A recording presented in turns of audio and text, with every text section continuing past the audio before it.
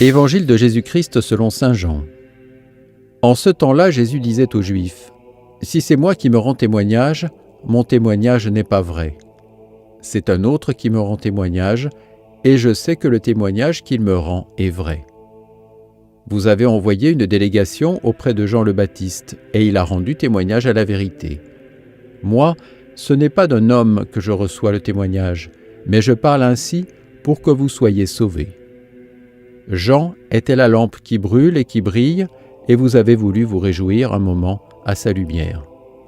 Mais j'ai pour moi un témoignage plus grand que celui de Jean. Ce sont les œuvres que le Père m'a donné d'accomplir. Les œuvres mêmes que je fais témoignent que le Père m'a envoyé. Et le Père qui m'a envoyé, lui, m'a rendu témoignage. Vous n'avez jamais entendu sa voix, vous n'avez jamais vu sa face. Et vous ne laissez pas sa parole demeurer en vous, puisque vous ne croyez pas en celui que le Père a envoyé. Vous scrutez les Écritures parce que vous pensez y trouver la vie éternelle. Or, ce sont les Écritures qui me rendent témoignage, et vous ne voulez pas venir à moi pour avoir la vie.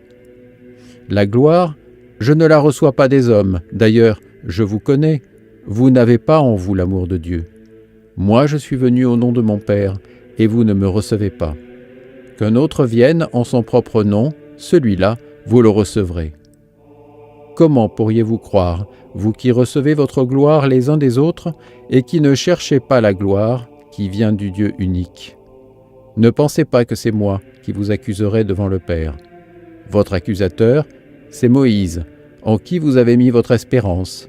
Si vous croyez Moïse, vous me croiriez aussi, car c'est à mon sujet qu'il a écrit. Mais si vous ne croyez pas ces écrits, comment croirez-vous mes paroles ? Acclamons la parole de Dieu.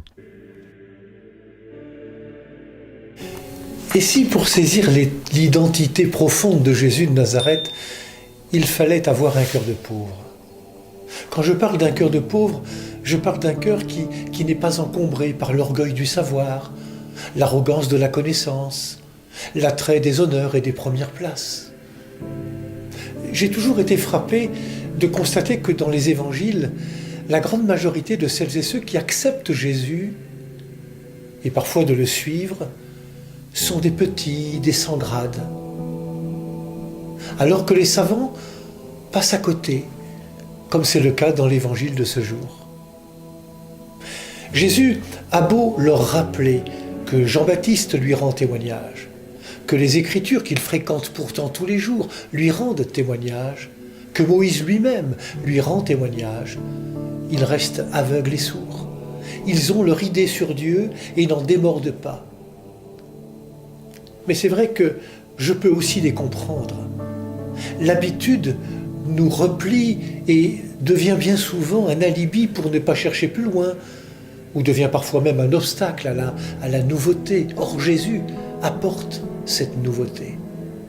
C'est vrai qu'elle est parfois déstabilisante, car elle nous ramène à nos paresses, à nos médiocrités. Vous n'avez pas l'amour en vous, dit Jésus à ses interlocuteurs. Jésus nous oblige à une conversion du cœur, nous invite à être en sortie comme lui, à être des nomades, capables d'oser la rencontre avec celles et ceux qui ne nous ressemblent pas. Et c'est vrai que ça n'est pas toujours confortable. Oui, ayons un cœur de pauvre. Vous savez, ce cœur confiant qui ouvre à la foi, qui nous ouvre au mystère d'amour qui est Dieu et que Jésus incarne totalement. Lui et lui seul a vu le Père. Alors, écoutons-le, suivons-le dans sa vie donnée. Il nous conduit vers la vie qui ne s'éteint jamais, parce que cette vie, il l'a reçue de son Père.